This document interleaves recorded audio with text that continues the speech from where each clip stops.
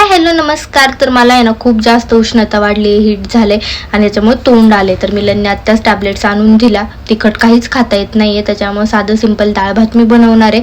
त्याचीच तयारी चालू आहे. 2 दिवसापूर्वी ब्लॉग टाकला होता की जुन्या आठवणी ताज्या करण्यासाठी आम्ही कुठेतरी जाणार आहोत.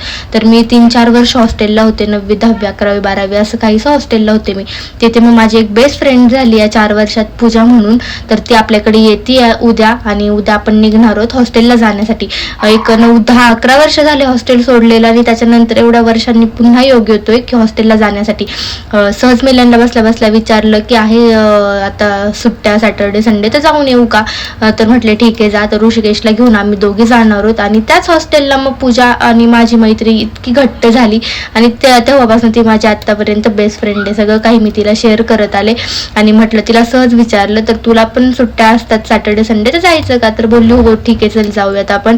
तर आता सगळ्या गोष्टी पुन्हा तुम्हाला तिथे गेल्यावरती मी ब्लॉग थ्रू दाखवणार आहे. आमचं हॉस्टेल, किती वर्ष आम्ही तिथे सोबत होतो, काय काय क्षण सोबत घालवल्या, सगळ्या गोष्टी पुन्हा नव्याने ताज्या होणार आहेत. आणि मोस्टली असं एकदा स्कूल शाळा सोडली की पुन्हा तिथे जायचा योग येत नाही.